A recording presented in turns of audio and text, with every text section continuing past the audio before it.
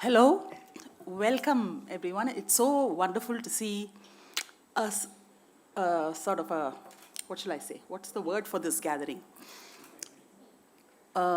Dedicated and sizable audience, although we have strong competition downstairs in the main auditorium with cricket, right? And they have advertised themselves in a very prominent fashion, whereas we just have a little blackboard here which says TFA's 20th year. So which is what's so great today, that we have Anjum Hasan and of course the venerable Mr. Satchidanandan sitting right here in conversation. And we do have a couple of TFA award winners of this year, of 2023, reading from their work.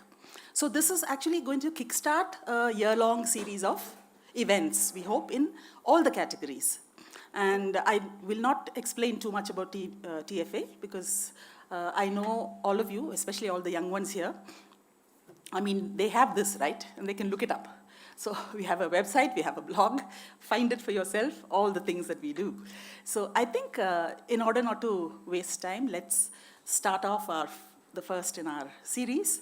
Anjum will first speak from her own perspective because Anjum has been with, she has seen the journey of TFA almost from the very beginning.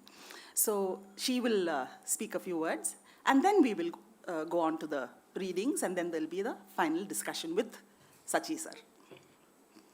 Anjum, if you don't mind. Thank you so much. So like Meena said, we are here to celebrate 20 years of IFA and TFA. Freudian error to start with. Forgive me. That is a confusion I'm sometimes guilty of. Toto Funds the Arts, TFA, will complete 20 years in the coming year. And in these 20 years, TFA has done two sorts of things, I think, which are related. One, of course, is to award young artists, writers, photographers, musicians, in the various categories in which the award is given, but it has also, I think, created spaces and opportunities for not just the awardees, but young writers and young artists across the board to share their work. And I think that's equally important as the awards, which are the face of TFA, as it were. TFA is based in Bangalore, but they are a national organization. And if you look at the kind of artists who've been awarded, you'll see sort of a pan-Indian character. And I think that character has been growing, their reach has been growing. I was chatting with a young winner, one of the young winners of the Writing Award recently at the awards function, and he is from Kohima originally, but he was studying in Hyderabad and won this award for a short story, very moving short story. And he wasn't sure now whether he should go back to Nagaland and return to his roots, use that experience to feed into his writing, or maybe go abroad, go to the US to get a creative writing degree. And whichever of these two options he takes, I could see that the award has really enhanced his confidence. And to me, he sort of seemed to represent so many things about TFA's scope and range and impact. Like Meena said, I've been involved with TFA since the very beginning. I remember sitting down with a very small group of people, foremost, of course, Anmol and Sarita, to talk about what we could do to support young artists and writers. Going on from there, I co-conducted a creative writing workshop in the early days of TFA. I have been on the jury twice for the literary awards. My first book of poems was launched under the auspices of TFA. It's a while back now, but it's not something I will ever forget because Nobody ever forgets the first launch of their first book. I still have the photographs. That also helps. But TFA was very, very centrally part of that launch and a very, very important supporter for an unknown writer. This was back in 2006. My first book of poems was called Street on the Hill. So it really feels like a very exciting stock-taking time to see what TFA has done in the last 20 years, the work. And I think when I say the work, I mean both the quiet work that Anmol and Sarita and a huge number of supporters, well-wishers, donors, institutional backers of TFA have done. There are too many to name, so I won't name anyone. There's always the danger of missing someone, so I'm just going to say that it's really been powered by a lot of goodwill. It doesn't have any consistent corporate support. It really runs on donations and goodwill. So that is the work. But when I say work, I think I always also was reflecting on just the body of all the art and the literature and the film and so on that has been submitted to TFA as entries for the award. And to me, that also constitutes a fantastic landscape in a way, because it reveals what young people have been doing in this country for 20 years. It's an incredible, I think, source.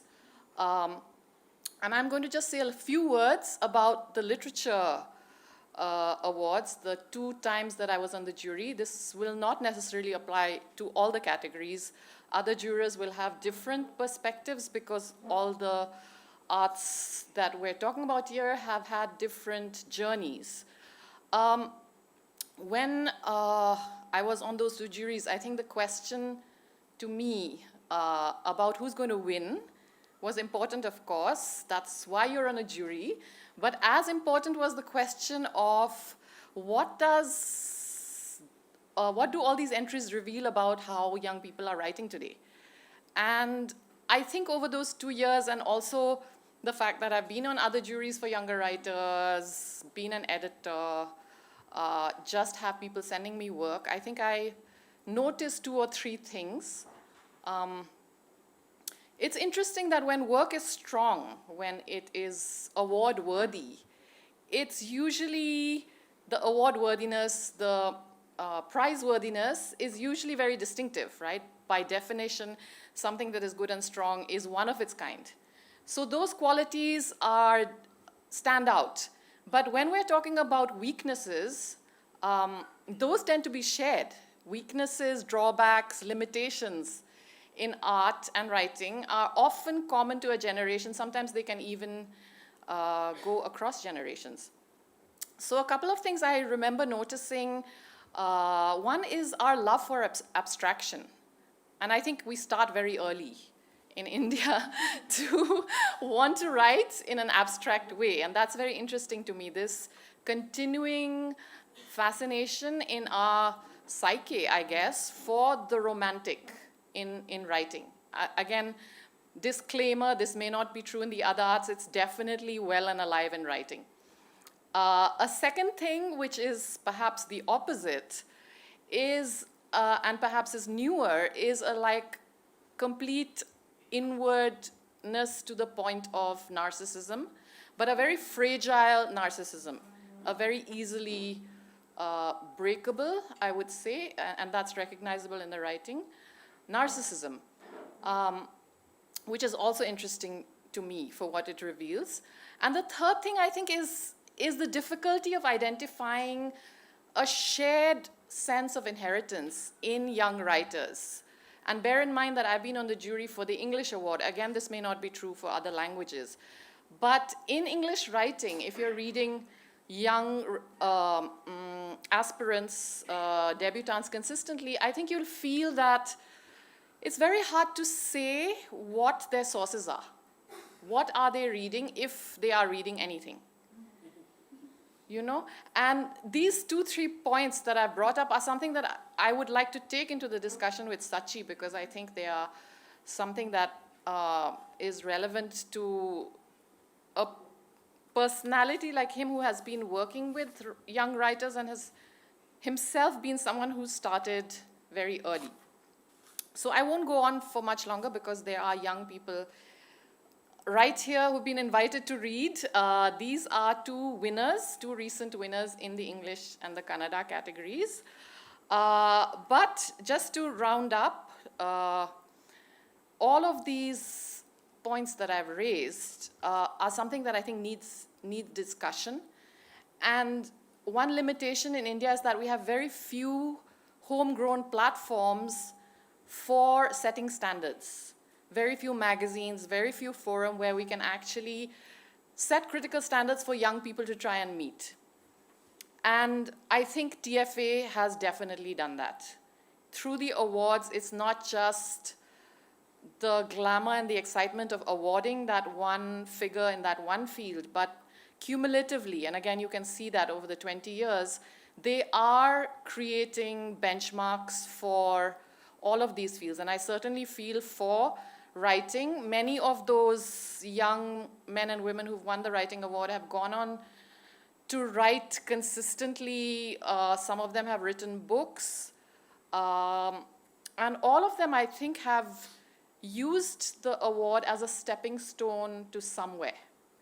And to me, all of these things are very, very sort of indicative of the kind of institution building and standard setting that TFA has been able to do.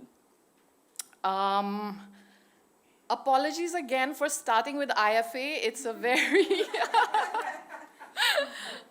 with TFA, because I was involved with both when TFA started. IFA is India Foundation for the Arts. It's a very different organization, but broadly it is also about, I think it's broadly also about, in a sort of, I think, intellectual sense, very similar things: creating standards, institution building, doing things from behind the scenes. So apologies again, thank you for listening. And I invite now the two young readers before I get into my discussion with Sachi. Thank you. Oh, I haven't had this, so I'll just leave it here. Yeah? Yeah. Okay. So first we start with Dadapeer Jyman, who will read an excerpt from his short story.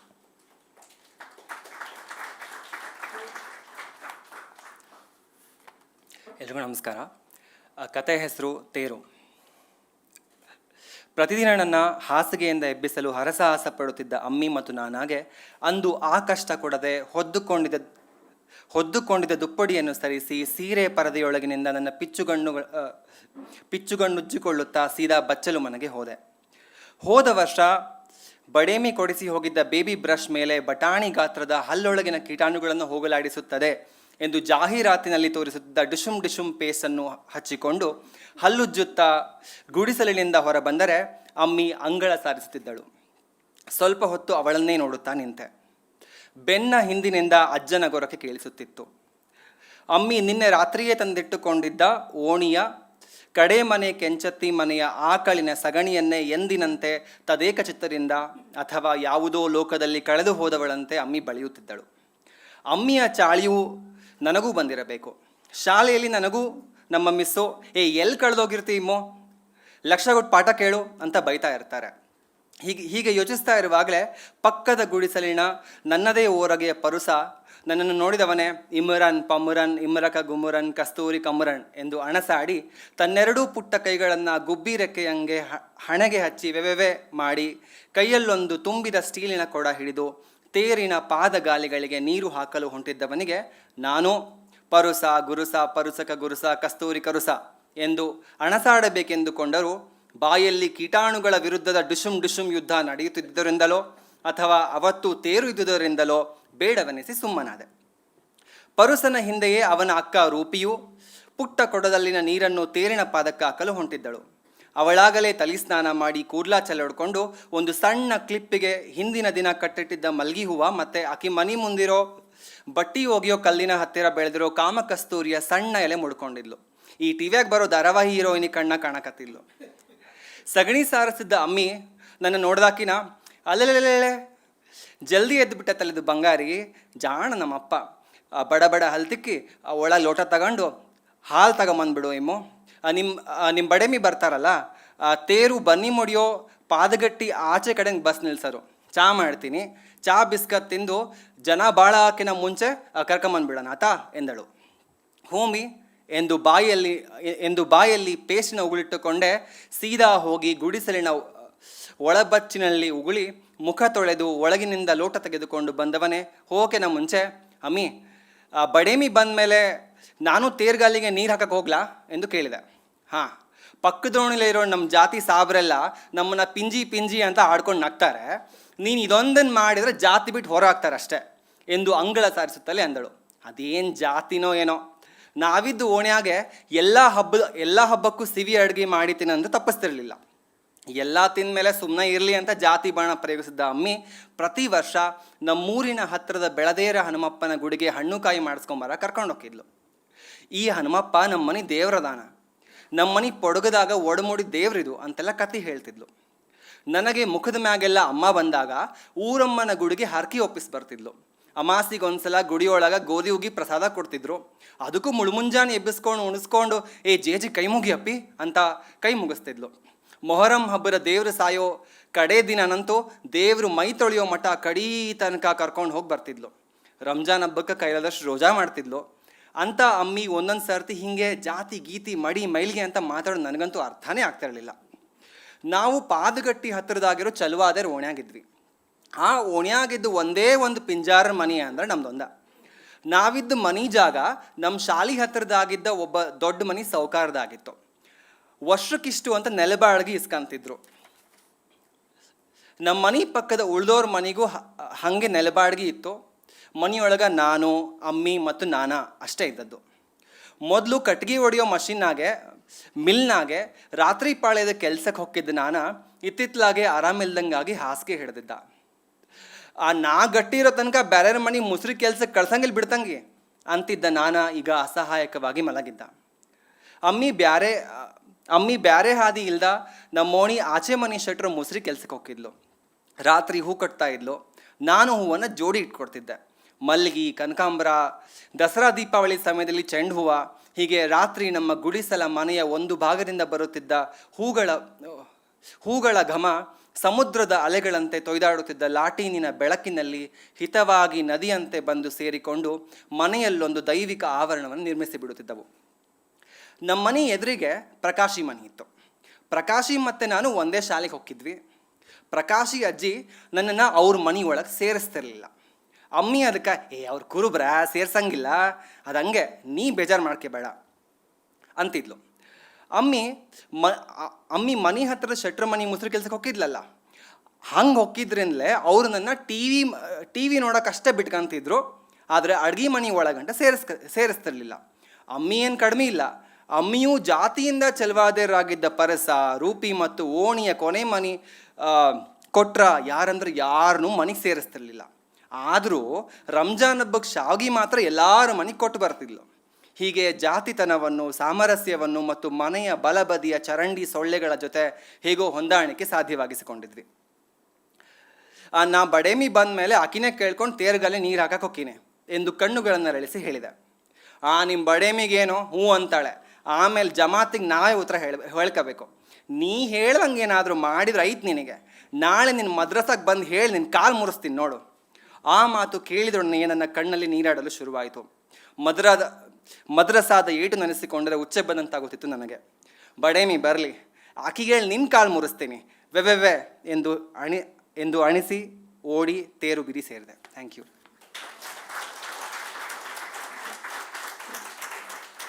Now, Vivek Vijaykumaran will read the English translation.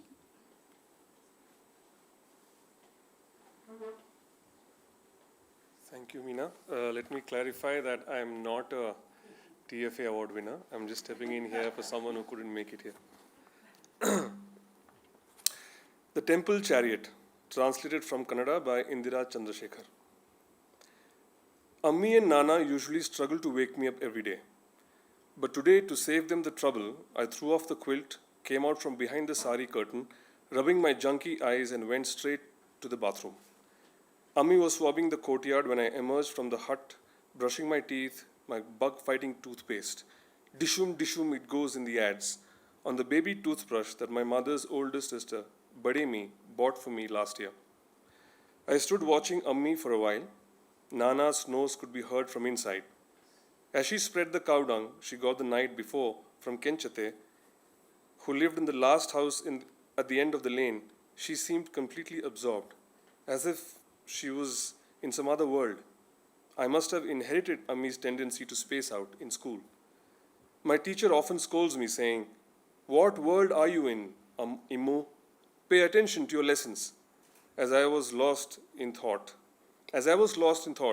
Parasu from the next hut, who was the same age as I am, saw me and started on his nonsense rhyme. Imran, Pamran, Imra, Gumran, Kasturi, Kamram, and flapped his little hands on either side of his forehead, like owl's wings, crying, "Vev, vev, vev, vev, vev, vev, vev." He then picked up a steel pot full of water with which to wash the wheels of the chariot. I wanted to tease him back with Parasu Gurusu, Kasturi Karasu, but decided not to. Either because of the dishum bug fighting battle going on in my mouth, or because today is that day in the year that the temple chariot is brought out in procession. Parasu's older sister Rupi was just behind him, also carrying a small pot of water to pour on the chariot wheels. She had just washed her hair, let it loose, and clipped on a strand of jasmine flowers strung together the previous night, along with a tiny leaf of sweet basil, Kama Kasturi, that grew by the washing stone of her house. She looked like the heroine in a TV soap opera. Ammi, who was still spreading the cow dung, said, as soon as she saw me, "Alelelele, the golden child, awake already? Our darling fellow, go now, finish brushing your teeth quickly, then take the milk pail and pick the milk, Immu. I'll make cha. Have your cha and biscuits straight after that. Your Bademi is coming today. It's chariot day, so the bus will stop on the other side of the sacred bunny tree. Let's go get our aunt before it gets too crowded, okay?" "Okay, me," I said, swirling the paste around in my mouth. I went straight to the bathroom inside the hut and gargled and washed my face. Grabbing the milk pail, I asked, "Ammi, when Dodamma arrives, I'm also going to go to pour water on the chariot's wheels, okay?" "You? Go wash the chariot's wheels?" As it is the sahibs of our community from the next lane taunt us saying "Pinji, Pinji" and laugh. "If you go and wash the chariot wheels, they will expel you," she said as she continued swabbing the courtyard. Things like caste and stuff never stopped anyone in our lane from making sweets for everyone's different feasts and exchanging them. And every year, after everything was eaten, Ammi, who is using caste now to hold me back, would take me to offer fruits and coconuts at the Beladara Hanumappa temple on the hill near our village. She would say things like, "This Hanumappa is our house god. His image appeared on a mud pot in our house." Then there was the time I got chicken pox, and my face and body were covered in spots, and she made a vow at the local pox goddess shrine. Once, on a moonless night, she had woken me early in the morning to visit the shrine because they were distributing wheat porridge prasada. After swallowing the porridge, she had pressed her palms together and told me to do the same. At Muharram, on the last day when the blessed being dies, we would stay all the way till the end when his body was washed. During Ramzan, she would fast as much as she possibly could.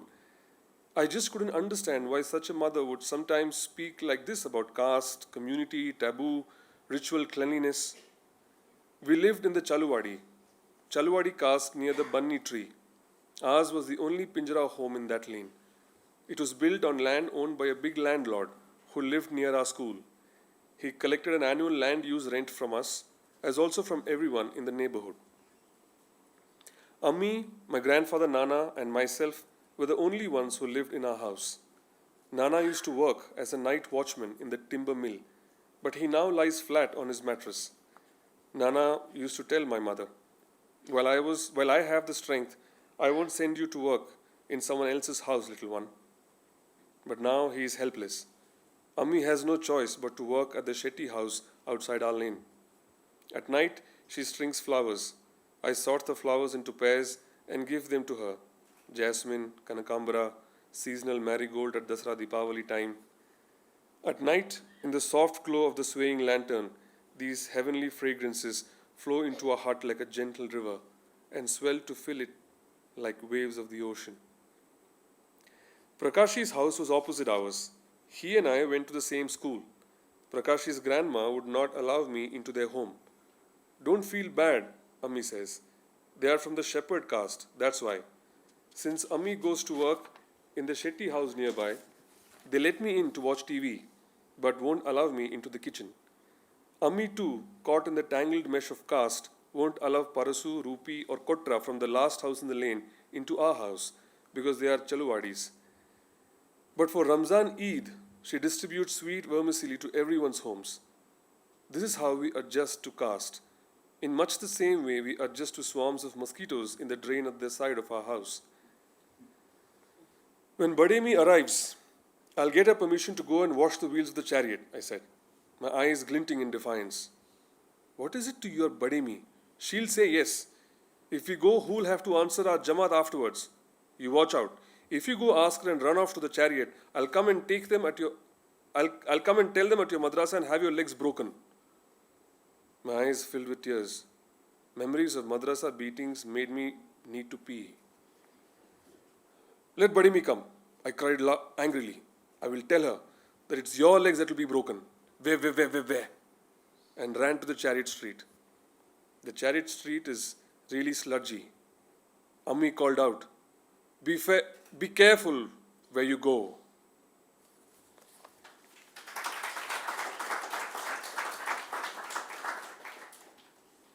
Next we have Aparna Chivukula reading her poetry. Both Dadapeer and Aparna were this year's winners of the Creative Writing Award, one in English and one in Kannada.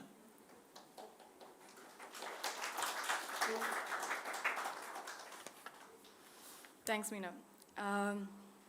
Good evening. Thank you for being here. I'm going to share a few poems with you tonight. Especially when I write family poems, I find that I argue with myself a lot. There's a lot of back and forth. One side, I'm thinking about how heavy received family narratives can be, and I try to make the poem a space where I can put down the weight for a minute, while also worrying about what Anjum was saying before about narcissism.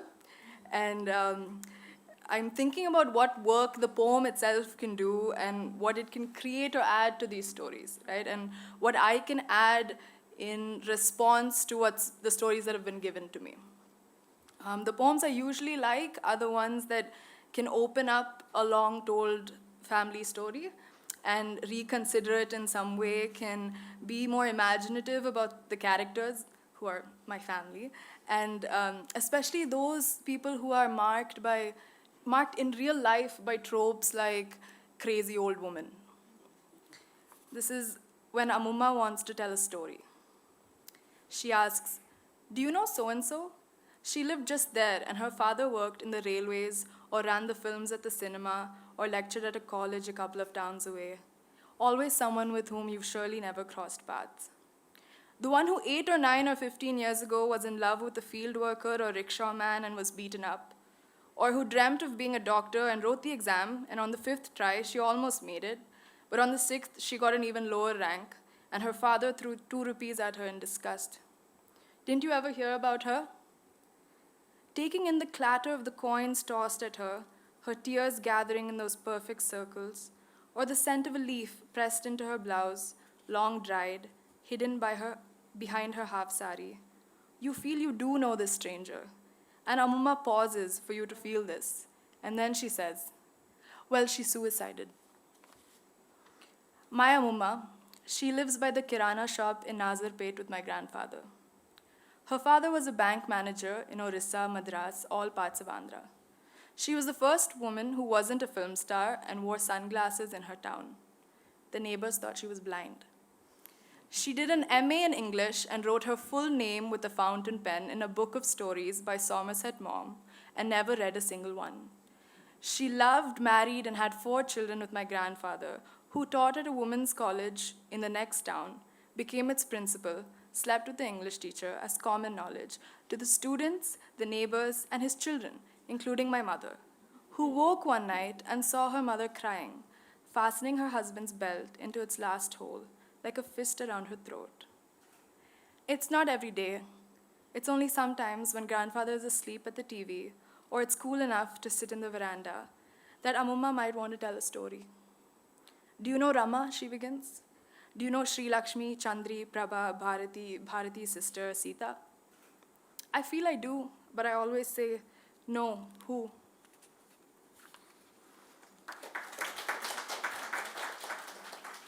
This is a poem which is still in progress, but I'd like to try it out tonight. It's called Singing. In my parents' room, from the bathroom duct every day, we could hear 2 little girls singing prayers as someone gave them a bath. Sanskrit sing-song garbled by hair pulling and mug splashing and feet stomping tiles. My mother kept her bathroom door open for this music. She sometimes commented about the marvel of 2 muddu pillalu addressing God. Once or twice each day, I would try to spend time with her, bring out the carom board, or mention a line from a poem. She always looked so tired, her nightie always drooping off her bent shoulders. In the nights after everyone slept, I drew bathwater so hot it was like a hug that stayed in me the whole night. In the bucket, I once caught a glimpse of my eyebrows slant, silently mouthing to myself some heartbreak song, and stopped. I felt so ashamed.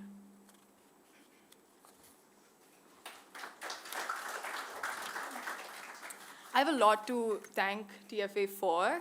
Being a writing student in the city has been made so much more lively because of the events and talks and workshops that I've attended. And it's been lovely to see this happening for my students at Mount Carmel also now.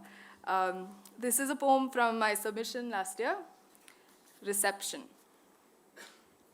I was where you'd seated me, among the suited and sequin-dressed, watching your mother and father on stage for a photo, with your brother in between them just married, all waiting for you and your grandmother, who you were helping into the wheelchair. I wanted to hold her shoulders, little commas shaky in the distance. Before dinner, in your changing room, you were fumbling in your sari, getting worried, and I was putting my arms around you, folding pleats, murmuring about the color against your skin.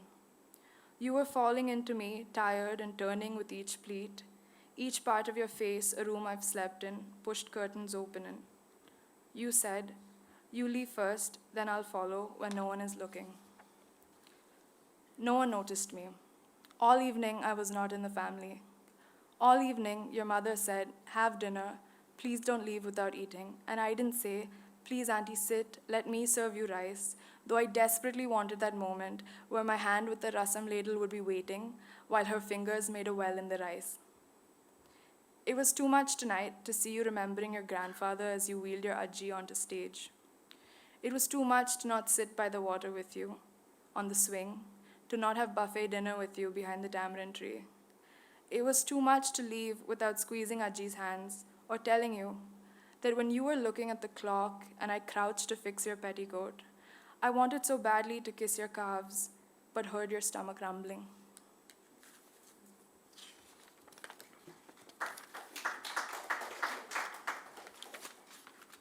Okay, let me close with a different kind of poem which is taking place far away from the home and the wedding hall. This is a history of sunlight, flashing under the tamarind tree like a warning, gentle across a wet bird's back, a rectangle between curtains, rectangle in the ceiling, all of Andhra, the window seat of 45G, other buses too, corners where dogs eat rice and bread, empty ICU beds, half of Ratnagiri, then the other half, shadows of clouds climbing the same mountain twice. You getting off the train, the slope of the railing you briefly touch, birthday lunch, radiating from every single French fry. dripping from mangoes, inside an engagement ring, fleeting between strangers' eyes. In that scene where her underskirt is ballooning over a picnic table and she is calmly making a drawing. The tip of a knife, every panel of newspaper comics, around plastic packet kites, gleaming off metal that holds paintbrush bristles, in rhymes like run, fun, the moment when you know anyone.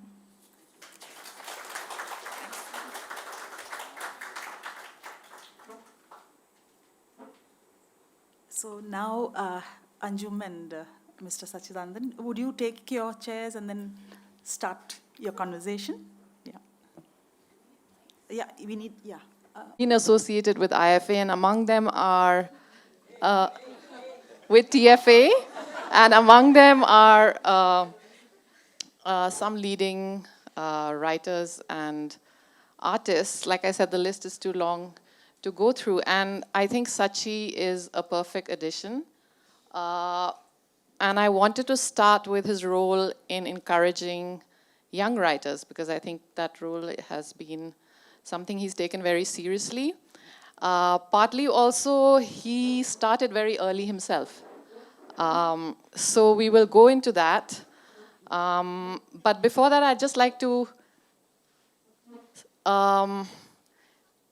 touch on my personal connection with Sachi, because he came to Shillong, where I grew up, and I was a young, aspiring poet. I hadn't written very much then. This was the middle of the 90s, and Sachi was instrumental in organizing a Northeast poetry reading, and that was one of the first poetry events I had attended. And he was, at that point, the editor of Indian Literature, which many of you would know. It's the journal of the Sahitya Academy. It's still around. And I think under his stewardship, it became much more widely read than it was. And I remember the excitement of a poet coming from Delhi and this poetry event. And Sachi then went on to publish some of my poems in Indian Literature a couple of years after that event. So that was my first meeting with Shashi, and that was a sort of a window that opened out through that meeting. Cut to a few years later, I had a collection of poems and I wasn't able to find a publisher. And I was scouting around. Sachi heard about it and he wrote to me saying he would like to publish it under a scheme for debutante poets that was very new. So I think I was the first poet to be published under the Navodaya scheme in English. Probably. I'm not very sure. Probably. Yeah. So I was looking through some old emails. And I actually have one from 2003 that you wrote me, so we're still in prehistory. And you said you would really be happy to publish that collection under the Navodaya scheme. And you said, apologies for taking so long to get back to you. Poetry is drowning in many unpoetic things here, including bad poetry. So I really wanted to start with that, Sachida. The idea of bad poetry and sort of taking off from there about judgment and discernment. I mean, you have been associated with poetry in so many capacities. As a poet, of course, yourself as a translator, as a cultural administrator, as an editor, as a listener. So how do we, I mean, I will not ask you to explain what makes poetry good versus what is bad poetry, but given that you've worked with poetry in so many capacities and that there are so many contexts of poetry in India, how do we create judgment for poetry? Let me begin by thanking TFA, not IFA certainly, for inviting me here and in some sense allowing me to kickstart a series of conversations which are going to be held across the year. And also I thank Anjum for remembering all these things which I have almost forgotten because so many younger poets have come my way. Some I have found good, some I have found bad, some I have found growing from bad to good, and some I have found the other way too. Yeah, it's true. I have been on the jury of so many competitions and on the, so many awards and all that. And obviously, all of us have different ways of understanding poetry, different ways of appreciating poetry, different ways of judging poetry. But for me personally, a good poem is something that has an element of surprise in that, an element of novelty, something which you seem to have never experienced before, and also an element of wonder created by the way the words are combined and and meanings and images are produced. So I look mainly for these things. What I can maybe in a single word qualify as freshness.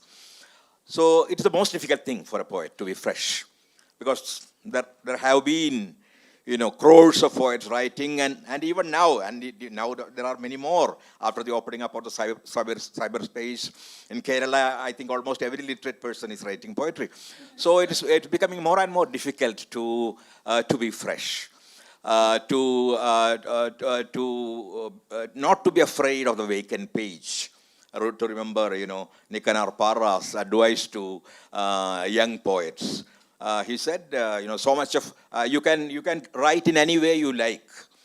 So much of blood has flown under the bridge. But remember one thing, advance on the blank page. And that is the most difficult challenge that any young poet has, advancing on the blank page. Because for that you need to first locate the blank page, and there are very few blank pages at all. Every page seems to be overwritten, and it is extremely hard for a new poet to find a blank page where he or she could fill which he or she could fill with meaning, fill with surprise, fill with freshness, fill with the novelty of using language in a way in which it has never been used before or seldom been used before, if you do not want to make it an overstatement. So this to me, this is good poetry, which produces a sense of wonder in me, which gives me a sense of freshness. It could be the product of many things. A very peculiar way of you are engaging with language, the way in which you produce your images, the way in which you concretize, you turn your experience into words and find the apt words for your experience, the way in which you fill the blank spaces with meaning, because I believe that poetry speaks not only through words but also through silences, and that's exactly what makes poetry a bit different from other kinds of writing, because a lot is said between one line and another. And well, that's the kind of poetry. In general, I do not want to give a definition to good poetry, which I never dare to, and I shouldn't, because somebody else may come and obviously challenge my concept, and because the concept of good poetry also keeps changing, just as the concept of poetry itself keeps changing. And so these are some of the qualities that I generally look for when I read a new poet, whether to give an award or just to give my opinion, which may be worthless sometimes, yes. So to move from the universal idea, we do need shared ideas of good and bad to operate in any kind of literary context, right? Even if they may not be absolutely binding, some shared sense of what is good and bad, some shared sense of standards. But to that I also wanted to add, which I think is peculiarly Indian, the multiplicity or sometimes even the overwhelming number of contexts that we have.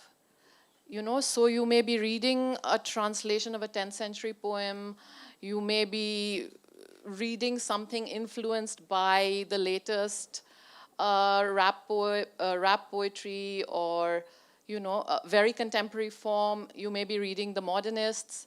And somehow, in the Indian context, we seem able to take in all this, but does it lead to a confusion? And I wanted to connect that, this plurality of contexts, to your own journey, especially your start as a poet. I've spoken a little bit to you about this before, and I remember you telling me that already as a teenager, in your late teens, you were very taken with two specific traditions. One was the beats, the American beats, and the other was the European modernists. And I remember this image of you saying that you found a lot of Sartre and Camus and the European modern poet series in a Cochin bookshop, and you were completely swayed, and you started writing essays on Sartre in a college magazine at the age of 19. So I'm very interested in how that particular context of modernism, let's say broadly, into which this would fit, how did that start you off? And does that remain your most important context, or is it just one among several things now that have created who you are? I'm happy that you have clearer memories of me than myself. It's true. When I started, you know, something new was beginning to happen across Indian languages. What in Kannada would be called Navya, after the Navodaya. That happened also across genres. I mean, new kinds of novels, new kinds of short stories, new kinds of poetry. They were being written in most of the Indian languages. There might be maybe some exceptions, but in most Indian languages, something new was beginning to happen. A new avant-garde was beginning to appear. And this avant-garde had at least two contexts. One was because they wanted to challenge some of the so-called father figures of poetry in their own languages. I remember, I'm sure Vivek also should be remembering, an anthology called Vipava, which Ananthamurthy and D.R. Nagaraj together edited, which was perhaps the first anthology of modern writing in Indian languages in English translation. And in the introduction, which was rather mischievous, and I believe it was written by Nagaraj and not Ananthamurthy, he was gentler. So Nagaraj says that the new kind of poetry aspires to a kind of patricide. And in the case of most Indians, and especially in the case of the new generation of Bengali poets, it was Tagore, and he calls that kind of poetry Tagore syndrome. That is, some metaphysics, some romance, some kind of an element of mysticism, and an element of patriotism, and this peculiar mixture is what Nagaraj tends to call Tagore syndrome. And in fact, we also had in Malayalam, we had a Vallathol syndrome, and I think we had a Subramanya Bharati syndrome in Tamil, I'm sure. So there were poets who were Tagores in their own languages, across languages. You can name, at least every language had one Tagore. So our task was rather momentous and arduous at the same time, because to challenge these father figures, to create something new, create something which was not exactly the kind of mixture they were trying to, or the concoction may be a bad word, which they were trying to, to produce. So we wanted to renew the language or create a new kind of poetic language. That was the major challenge all of us had before us. A language of images, a language which was perhaps more contemporary, which would speak about our own personal experiences as well as the kinds of social experience that we were confronting or passing through. And so we felt our generation at that point of time, now I'm I belong to an old generation, and there could be a syndrome in my name too. But at that point of time, it was almost our duty, we felt, to find a new language and to challenge the established norms of poetry, the ways in which poetry as an art was understood, the ways in which poetry was conceived, poetry was written, and so, in short, to create something which could be called avant-garde at that point of time. I wouldn't call it avant-garde perhaps now, but yes, at that point of time it was something new. It was something that challenged all these established notions of what poetry is and what poetry should be. And so it's true. We were inspired by many of the European poets. It's true, I shouldn't deny that. And we were also inspired equally by the kind of experience that we were passing through, because I am almost a midnight's child. I mean, I was born in 46. I was born in the colonial India, but I don't remember that 1 year I spent in that India. Practically I am a product of the independent India, or an India which tends to be independent. Now I should use these words very cautiously. So. So it was for us as a new generation of poets coming up, who were actually almost born and certainly brought up in that independent India. We had passed through kinds of experiences which our earlier generation hadn't. For them, patriotism was so natural, and taking part in the freedom, the fight for freedom was a matter of pride, which certainly it was. But for us, freedom also brought a lot of despair, a lot of disillusionment.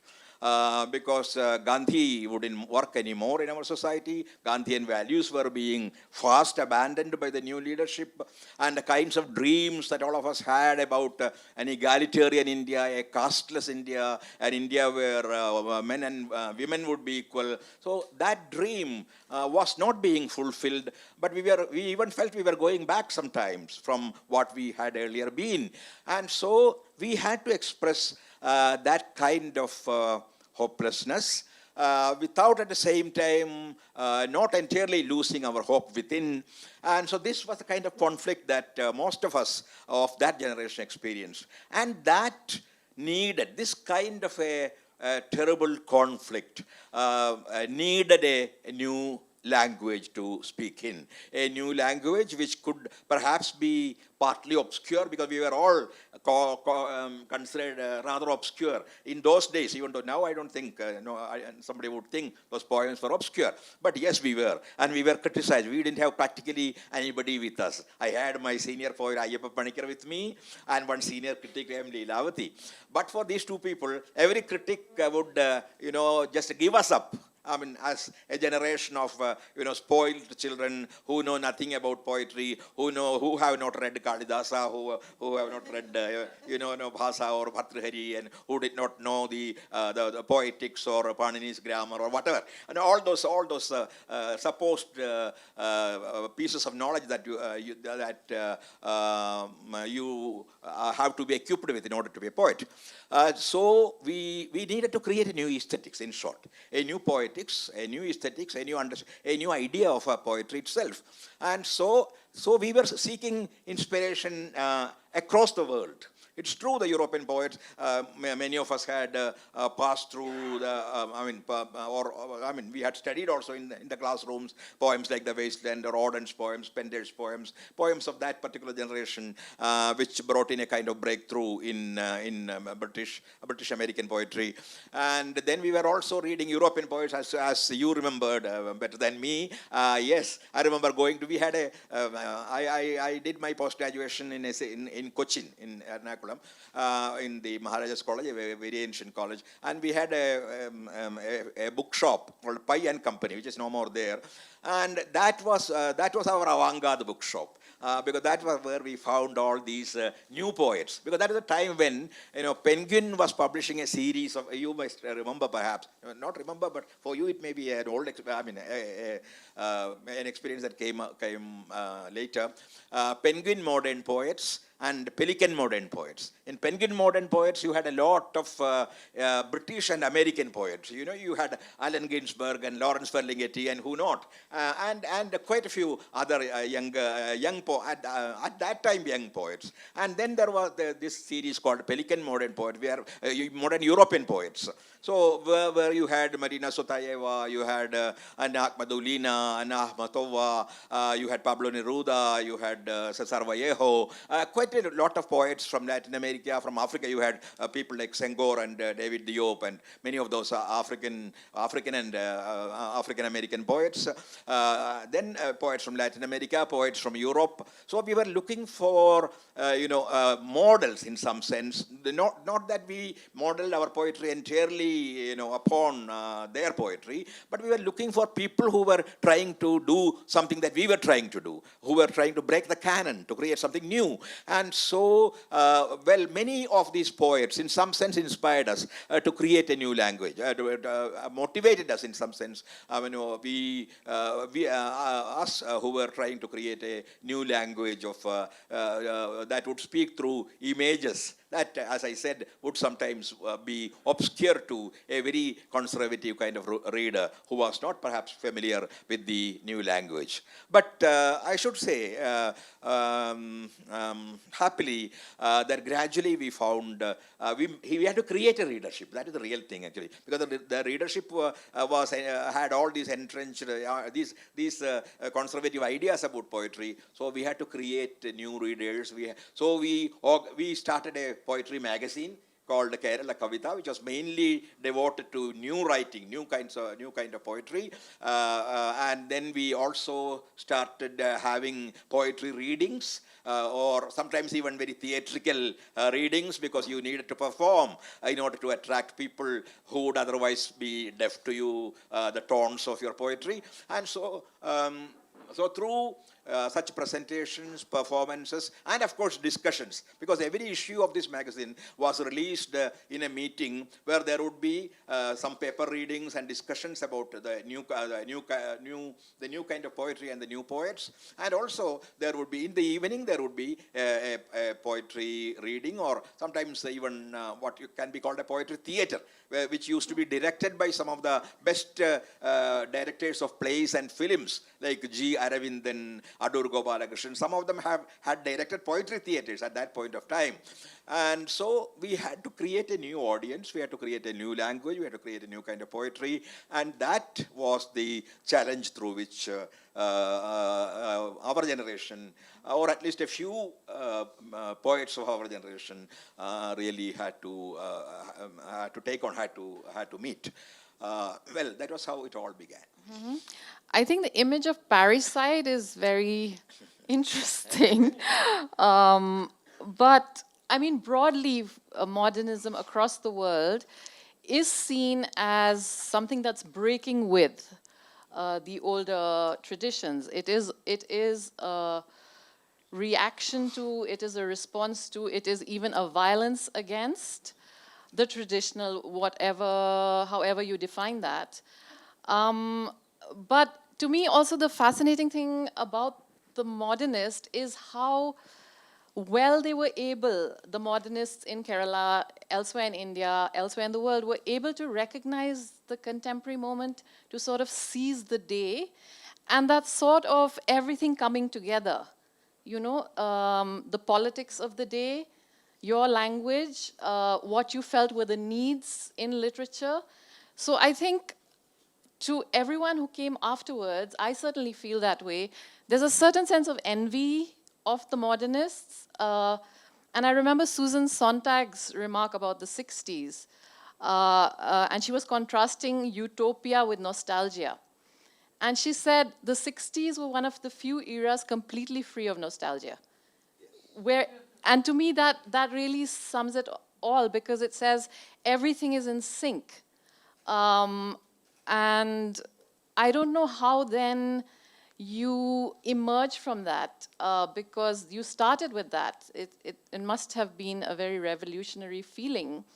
But you are now still very involved with the poetry scene in an era that feels, I think, as far away from the modernist as possible. partly because I think we are still, of course, taking in the past, taking in older structures, but in a way that feels less resolute. Would you agree, Sachida? How are we responding to the old in the present moment? And how does that compare to the modernist moment? Your poetry, the history of poetry has, of course, the moments of break and moments of continuity. And, during that period when you are actually, breaking the tradition, trying to create something new, you feel completely disenchanted with the past, which is necessary at that point of time. But gradually, you begin to grow a little more sober. You begin to go back and read the older poets. And if you could, you would even try to allow to revive, all those poets we had murdered, even though not in their entirety. Well, we would keep aside a part of them, but then maybe something we had to learn from them, which happened. The best example would be again Tagore. Like there were people like Shakti Chattopadhyay and Sunil Gangopadhyay and quite a lot of people in Bengali who disinherited, Tagore completely at a point of time. But later, I have heard Sunilda, we used to call him Sunilda, himself saying that, well, perhaps we did a mistake, but at that moment it was necessary because we couldn't go forward because he was like a tall banyan tree and nothing could grow under that. And so we had to disown him so that we may create something new. But after that, once we felt we had also grown up a little, well, we could understand him, understand his moment. So this is something that seemed to have happened across languages in India. After that moment of a complete break, which was linguistic, aesthetic, stylistic. I mean, and in many senses, even in terms of emotion and content, we slowly began to not revive the tradition, but understand the tradition. So I went back to the Malayalam poets of earlier generations, not to Vallathol very much, even then I should say, but to many other poets like Vailopulli, Idasheri, Kunjiravan, who are some of our, some of the best things that ever happened to Malayalam poetry. So I not only went back to them, I read them very closely and intimately, and I began to develop a sense of, a sense of respect, a kind of reverence towards them.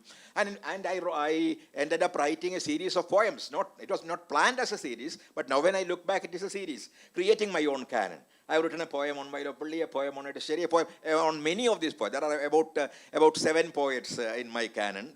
I mean, there could have been more, but somehow it stopped at 7. So I have written a poem each on them. And so then we went back not only to the poets of our language, the similar poets of other languages in translation, and also in the poets in the Western tradition. And we found it was not all that bad. They too had something to say. They were also trying to address some of the issues of their generation.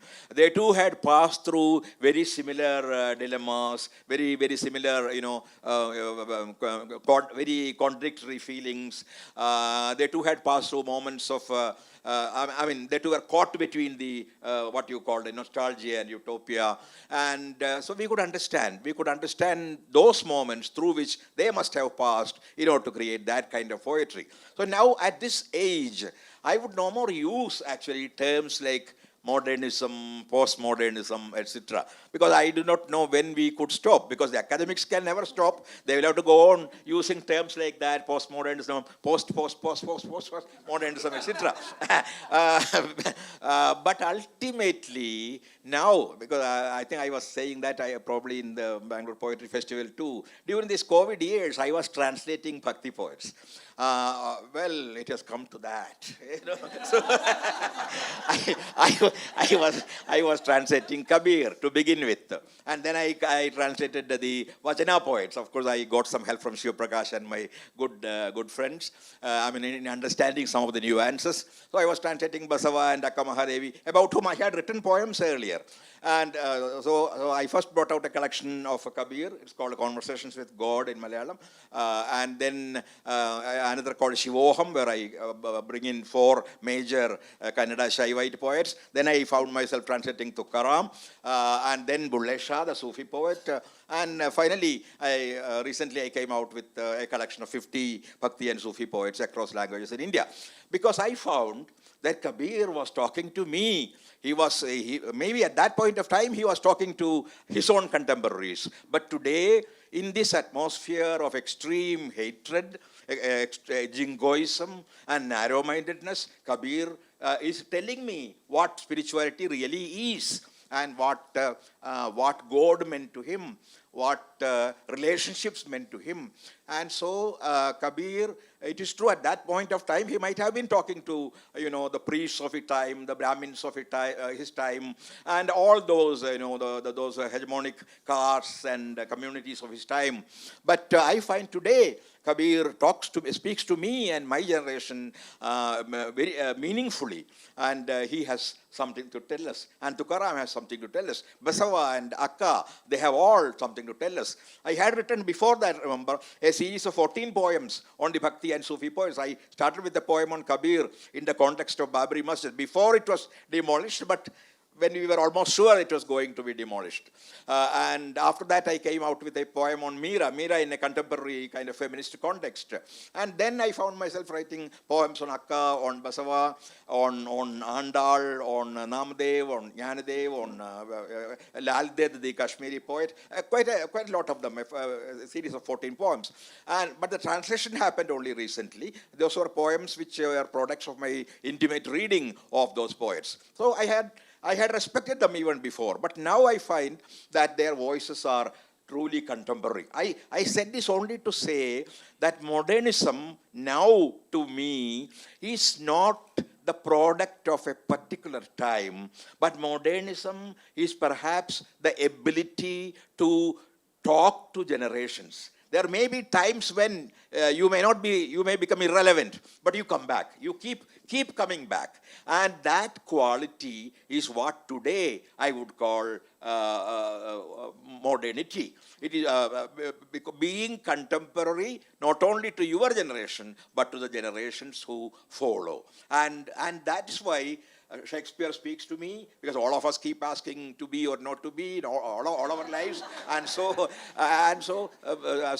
does many of these older poets, revered canonical poets with whom we had sometimes quarreled, and now seem to be speaking to us once again. So it is this quality. So that is where my understanding of modernism has changed. Modernism must have been a movement confined to a particular time. But modernity is a quality inherent in poetry. It is something that is there within poetry, and not something that you create at a particular moment of time. Something that has the ability to sustain itself, something that whose tone and timbre and message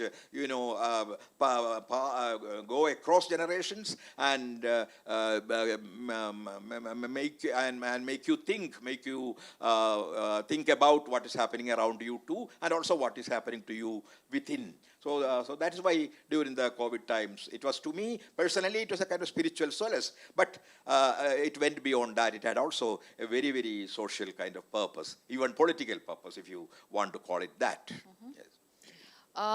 I want to move on a little bit to your role as an enabler, as a cultural administrator, as an office bearer, as an editor. And in this role, you are more of a pan-India figure. You are, of course, a very rooted poet in Malayalam, but you also write in English. And going on from there, you have taken on these roles in national institutions, in the Sahitya Academy, in IGNU.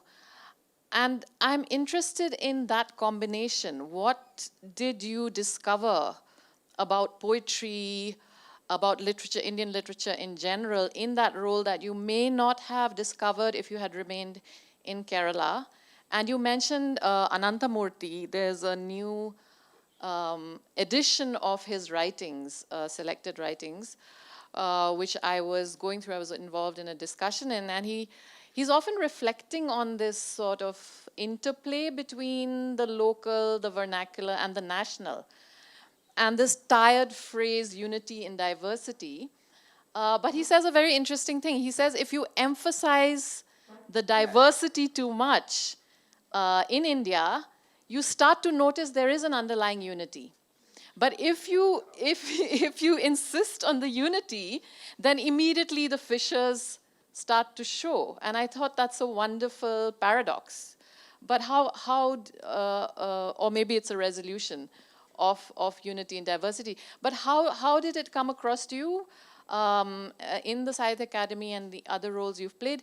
Particularly, I would ask in relation to pan-Indian poetry, younger poets, emerging movements in poetry. Which is a dialectical way of understanding Indian literature, or what I would prefer to call Indian literatures. Because these days I speak more about the plural than the singular, when everybody is speaking about singular religion, singular concept of India, all kinds of things in singular. So I would certainly stand for diversity, which is not, as sometimes understood or misunderstood, detrimental to the idea of unity. Because our diversity has never been against our unity. When the freedom struggle came, we stood together. We belonged to different languages, we belonged to different communities, different regions, different kinds of local cultures and traditions, but we stood together. So this diversity is not an enemy of the unity of the country. That's the first thing that we need to really understand, especially in the context through which we are unfortunately passing. And so, and this understanding of diversity, in my case, deepened as I went to Delhi, and I edited Indian literature. Then as secretary, I tried to introduce a lot of new platforms, as all of you know. I would not claim the credit for that alone. Ananthamurthy was also very much with me, and so we created platforms for Dalit literature, for new women's writing, and towards the end for queer writing. So that was the time when I understood more about the diversity of the traditions in our poetry, as well as in our other kinds of arts. But as we all know, it is this diversity which is the ultimate source of the abundance, the richness of Indian, what we generally call Indian culture. Let us use that singular without reducing it to singularity. If Indian culture is so rich, so varied, so colorful, it is because we have all these. And once you destroy this plurality, you destroy the core of our culture, the very fundamental value that has sustained our culture throughout, and also the extreme richness and variety of our culture. And so it is more than an understanding of unity. I would say it was an understanding of diversity that I got by moving to Delhi and by editing Indian literature, and by looking at various Indian regional literatures from close quarters. So that as I said, that didn't in any way kill my idea of the unity of India, because even though they were all speaking in their languages, they are speaking sometimes of experiences that would come from different planes and layers of life. They also had a way of understanding what is contemporary, understanding their experience. And with all the differences in style and differences in tone, they also, together, they were speaking about a country that they would love to create, a country that they would love to undo partly, and a country that they would love to create partly. And there was some kind of unity, an aspirational unity rather than an existing unity. It belonged more to the future because a country, as you very well know, a nation is not something made and already out there, but it is something always in the making. This has been my idea of nation, and this has also been my idea of democracy. We cannot say India is a democratic country or one day it suddenly became a democratic country. It gradually moves towards democracy. When the invisible people become visible, I'm quoting Jacques Rancière, the great contemporary French thinker. So he would say democracy is that process through which the invisible sections of people become visible. And the voices we have never heard, or the voices which we had believed to have been animal voices, suddenly become human voices, and you begin to hear them. So democracy is a process, nation is a process. These are not final products, and that's why I use the term an aspired unity rather than an existing unity. I like the fact that you've talked about hearing and listening rather than, speaking. Yeah. And the title of this talk is Words. The title of this talk is Words Matter, which is also the title of this wonderful anthology that you edited, Sachida, in the wake of the murders of 4 writers. We all know 4 writers and intellectuals. We all know who they were. And to me, the idea of words mattering and of speaking was addressing 2 kinds of silences. One was the silencing of people and the necessity of, giving them voice, bringing out their writings, talking about them.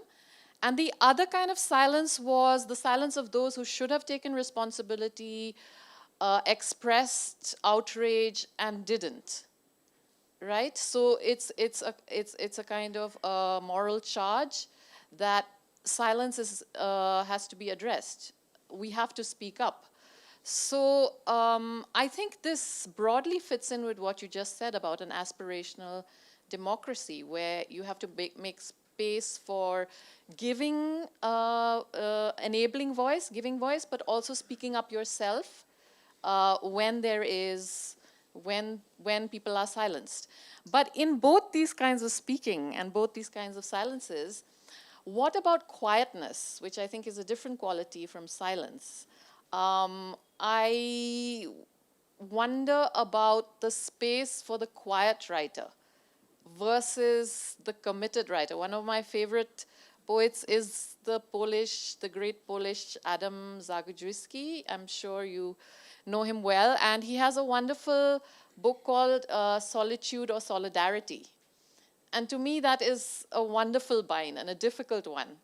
As a poet, or as any writer or artist, do you choose solitude or do you choose solidarity? And is it likely that you can have both? Yeah, to remain oneself and at the same time to be with others. This is the challenge that, in fact, writers have always faced. And of course, we also face it in a different way. So you can be a silent collaborator. You can also be a silent opponent at times, by which I do not mean keeping silent when, crimes are happening all around you, when democratic voices are being silenced, but to speak in tones which are rather quiet and not necessarily very loud. So taking sides does not necessarily mean, being very loud, especially when it comes to poetry. Well, when you make a speech from a platform, it may be different. Or when you lead a procession along the street, it may be different. You will have to make your voice heard.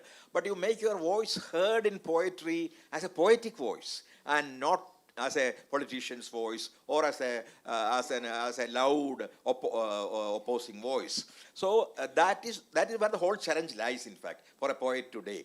Because how not to be a collaborator, but at the same time how to remain a poet even when you oppose. And to me, this is more of an ethical question than a political question. Ultimately, it is an ethical question. It is not a question of taking sides with one party or opposing one party or something, even though all that will come in when you take an ethical stand. So it is ultimately an ethical question, and which to me, if I can explain it a little broadly, taking a stand against violence. So in all my public talks about the present, which I have been forced to give these days many times over, I say that the writer's resistance ultimately is against violence, and it has always been so. And only that the form of violence keeps on changing. So it could be a violence against women, it could be violence against the oppressed people across the world, it would be violence against free speech or people who speak freely. So the form of violence keeps changing, but violence was always there in society, and all writers, right from Shakespeare to Dostoevsky to Kafka to other anti-fascist writers and all that, all of them have in their own ways tried to discover violence, identify violence, and by that itself sometimes oppose violence. They may not necessarily even speak against violence, but you just point out there, this person is innocent, he or she is being murdered or being silenced. And poetry is exactly that finger, that pointing finger. And you may not go there, and you may not be able to save the victim ultimately. But even then you can say something is happening there. Somebody is there, lying, bleeding for something that he or she has not done. So to recognize that violence, to point to that violence, and thus to awaken the conscience of the people who should actually change society, so that itself, that ethical mission becomes one of the fundamental missions of poetry. It was so in the past, and it will be so, I think, in the future, so long as violence in some form exists, because violence is ultimately violence against human spirit. Not only against the human body, but against the spirit of freedom, against all the great values that we need to stand for, even if we don't stand for. So opposing, so if you take that kind of a moral stand, you will obviously you will be speaking against all forms of violence. I mean, not directly. I may not write a poem on Gauri, which I have done. That's another case. But even without that, I can say there is somebody who was trying to tell the truth, but she was choked to death. Her voice was silenced midway. So pointing this out, even if in your own quiet way, becomes a part of the writer's mission today, and perhaps it was always one of the essential missions that writers perform, other than just entertaining people or giving them aesthetic joy, because I cannot completely isolate ethics from aesthetics. So maybe this is not the right stand. I should be taking a purely aesthetic stand and all that. But somehow I believe, and I also find from all the masterpieces I have read, that these have always somewhere gone together. You cannot give up ethics and then say, well, you stand for pure, unblemished beauty. No. It doesn't, unfortunately, exist. It always exists only where there is this fundamental moral sense, because man is a moral being, or if you want to call him or her a spiritual being, a spiritual being. The fascinating thing in poetry is also that it's often very easy to tell whether a poem has a moral core or is just superficially beautiful. There is seems to be something in the nature of poetry. It doesn't come with a moral lesson like it doesn't come with a moral lesson, but it's easy do. to read a moral sense in it if one exists. Yeah, certainly that moral stance could well be a suggestion It is not that you are stating, your position very loudly and very clearly. But even without stating that, you know when you read a poem where you stand. I mean, do you stand with the forces of violence or with the forces of peace, of unity, of all those that make our democracy and our life itself meaningful. So to perform a poet's duty in the poet's own way, that is the challenge that we seem to be facing now. Thank you so much, Sachida. I need to check how we're doing with time. 5 minutes left. So do we want Q&A or would we like Sachi Da to read a poem? I am afraid those are the two options. Yeah, we do need both.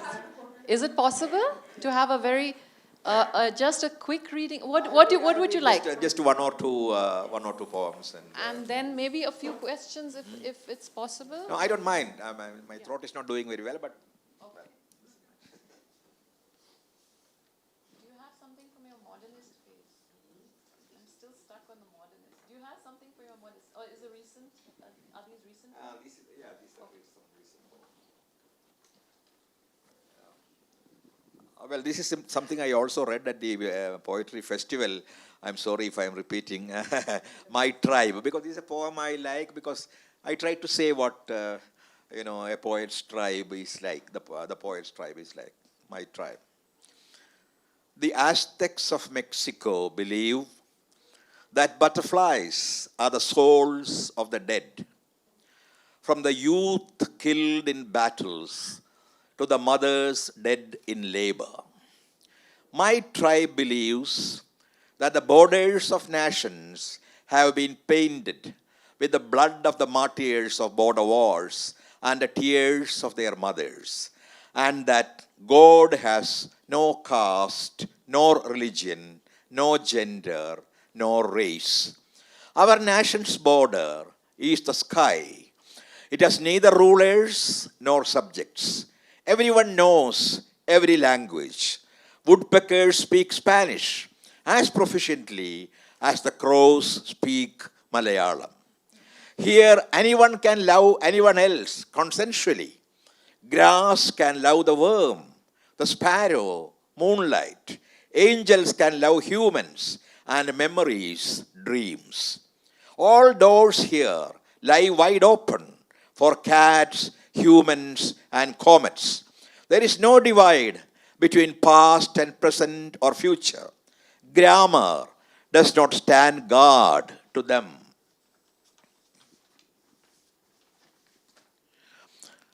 The right is simple when one of us dies. We go on shedding leaves until another is born in the tribe. And then spring will come without even ringing the doorbell. We are the most ancient tribe on earth and the smallest. Our sign is a letter carved on a parrot's wing. We believe that we will be there as long as there are parrots and alphabets on the planet. We will be there wherever 5 people laugh together as one among them, and where one person weeps alone.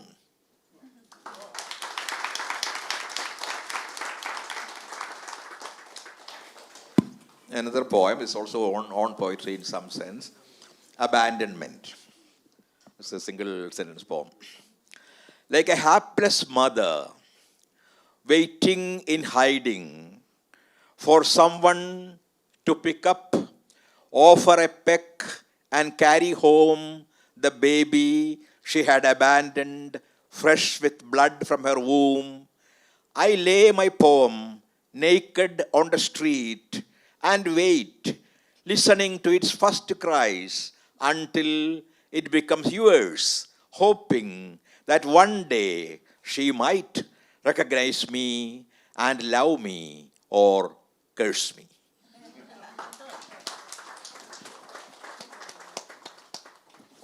So if there are any questions, we can take them quickly. Yeah. Actually, there's no time. I don't have answers, I can respond to questions. Yeah, that's a lovely discussion. The D.R. Nagaraj's quote of patricide is the way for progress, right? It's very popular and frequently used in Kannada. Okay, very frequently used in Kannada. But I'm observing something else. So we have a next generation already. They are also writing now. So after the generation of a D.R. Nagaraj and all the modern authors are over, now the next generation has come, postmodern. So what we are feeling is, we are liking our grandparents much better than our fathers themselves. We feel, how is it possible for our fathers to dislike their fathers? Right? They were much superior in all aspects. Our first generation, the Renaissance, what we call, so Navodaya period authors were far more potential than the modern era.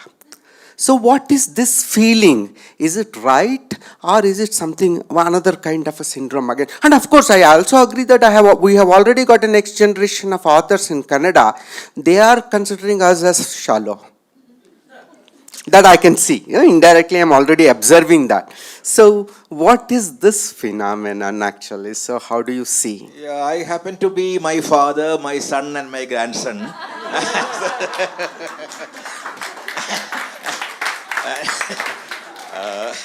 And so it's not easy to answer. What Sachi, I can I mean just- is that, there are certain moments, as I already said to Anjum, there are moments of break when you need to say things loudly, say things in which you don't completely believe yourself. And the modernist moment was such a moment when you wanted to find a new way of expressing things because you had to express new things. But then most of the modernists whom I know later realized that perhaps they had overstated things.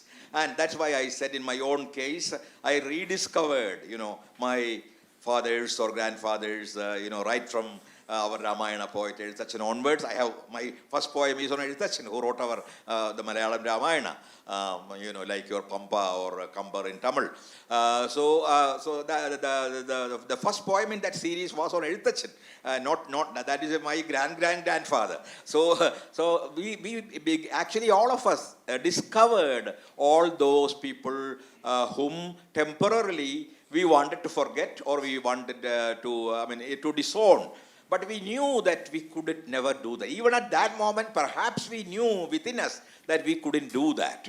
Because we were reading them, even at that time, even if secretly, we were reading them and we were discussing their poetry. We never stopped that. But gradually we knew, because that moment was over. We had created a kind of new idiom, and we had tried to express the kind of the dilemmas and the conflicts through which we were passing at that point of time.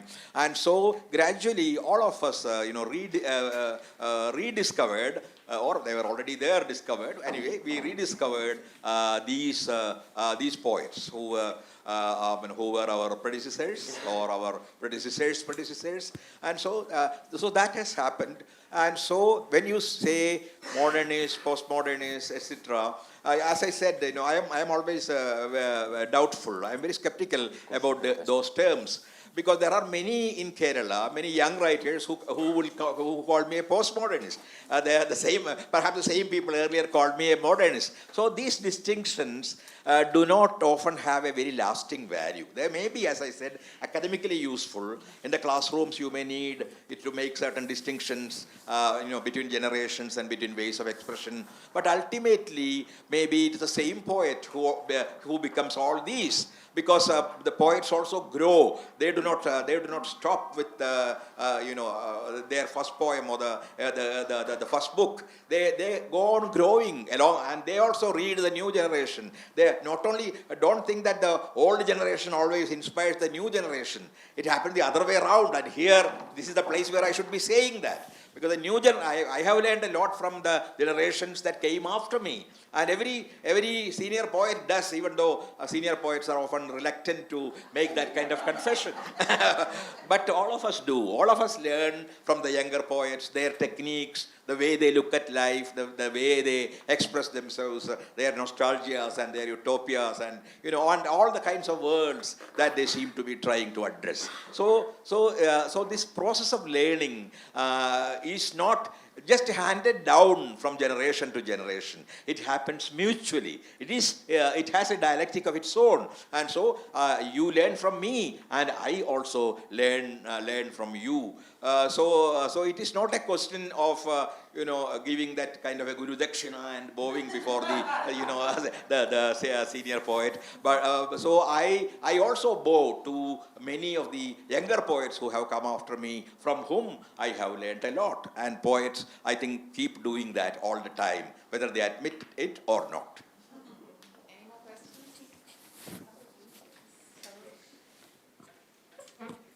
You mentioned about being a midnight children, like the kind of hope and freedom and egalitarian society which you were expecting. So when I was growing up, my father gave this similar kind of hope to me that, well, now democracy has settled, country is free, and then things are going to be better. But today, when I think that, I feel the same hopelessness, possibly what you felt in your childhood. I feel the same hopelessness. I did not kind of describe what is happening today, but we feel, again, kind of quite bleak, and we don't see any bright future. So my question to you is that, let us say there are a lot of movements which was happening. I was about to ask, is it happening now? But was going to say that is also happening. But what is then the impact of art or poetry or literature to the society? What do you think? Yeah, in fact, we are all caught in that cycle of despair and hope. I hope it is a cycle. I hope it doesn't stop here. I hope that hope comes back. And that is precisely where poetry and art intervene. Because we, despite the despair, despite the darkness that seems to be surrounding us day by day, despite the fact that I realize I am going to die in an India which is much worse than the India where I was perhaps born and brought up, even then I try to find reasons for hope, because fighting violence also needs hope. If you have no hope, you cannot fight. You need to keep the dream alive, even when you are feeling the lash, feeling the pain of living in a time like this. And that is where perhaps artists and poets can, in a sense, intervene, telling people, look here, I know you are suffering, I know you are being silenced, I know your pain. But don't think history is history is still. Look at what happened to Hitler, what happened to Mussolini.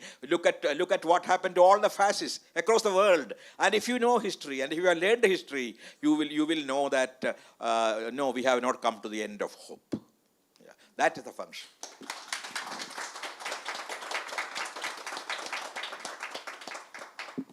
So, thank you so much. This has been a wonderful, unexpectedly wonderful evening. Please look out for the later TFA events and things like that. I hope we get a similar kind of an audience. I hope. This would be great if we had this same kind of participation in our future events. Thank you so much, everyone.